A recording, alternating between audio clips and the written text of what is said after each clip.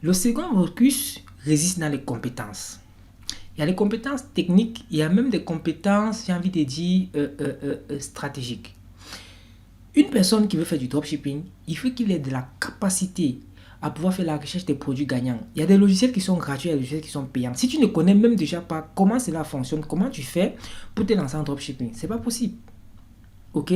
Même après avoir trouvé le produit gagnant, il y a la boutique qu'il faut créer.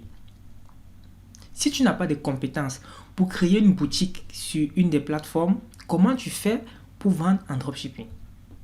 Même lorsque tu finis de créer la boutique, ok, il y a de la communication derrière. Tu dois savoir faire de la publicité. Si tu ne sais pas exactement comment faire de la publicité pour vendre ces produits-là, que ce soit sur Facebook Ads, TikTok Ads ou alors d'autres plateformes, comment tu vas faire pour vendre ces produits? Donc, tous ces éléments-là font à ce que j'ai dit.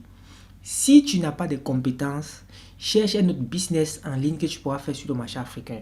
Aujourd'hui, avec des plateformes que des développeurs développent sur les moyens de paiement partout à travers l'Afrique, on peut payer pratiquement dans tous les pays africains aujourd'hui avec les moyens de paiement électroniques. Et je pense que c'est, j'avais dit mobile.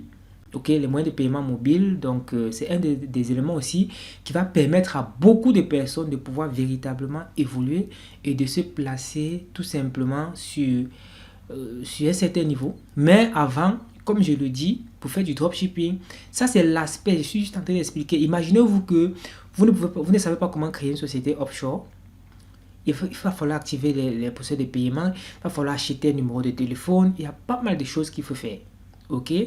Et à côté de ça, il va falloir que vous fassiez les tests des produits, vous faites la recherche des produits gagnants. À côté de ça, il va falloir faire de la publicité. Ok? Il va falloir créer la boutique. Il va falloir créer des visuels. Il y a plein de compétences. Si vous ne savez pas, et ce n'est pas tout, il faut un fonds qui va vous permettre de payer d'abord votre fournisseur lorsqu'il y a des commandes en attendant que Stripe ou PayPal vous retourne l'argent dans votre compte parce que cela ne se fait pas instantanément. L'argent va d'abord aller chez PayPal ou alors chez Stripe. Je pense que ça doit prendre, je sais pas, c'est 5 ou 4 jours avant que l'argent soit disponible pour que toi tu puisses l'utiliser.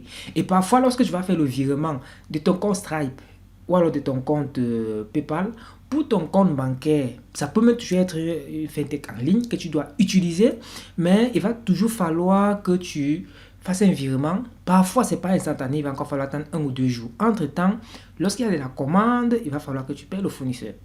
Ok? Donc, il y a tous ces paramètres-là qu'il faut prendre en compte si vous voulez faire du dropshipping depuis l'Afrique. C'est pourquoi c'est un des business que je déconseille totalement si tu n'as pas de bonnes compétences dans les éléments dont je viens de citer. Parce que tu ne vas pas t'en sortir. Oui, il y a des personnes qui peuvent créer des boutiques à 10 000 francs, à 15 000 francs, je ne sais pas trop quel type de boutique, mais en tout cas, sur le marché africain aujourd'hui, il y a vraiment des prestations avec des prix que je découvre qui, je ne sais pas comment c'est possible, mais en tout cas, je vois que ça se vend aussi très bien et qu'il y a des personnes qui sont satisfaites, donc bravo. Je ne savais pas qu'on pouvait créer une boutique qui commence à 10 000 francs ou alors à, je sais pas, à 50 000 francs. De toutes les façons, c'est des prestations que c'est pas possible de vendre à ce prix parce que je connais un tout petit peu ce qu'il y a derrière. Ça dépend aussi. Maintenant, c'est juste des fiches produits à faire, tant mieux. Donc, pour faire du dropshipping, en Afrique, oui, c'est possible. Je l'ai fait.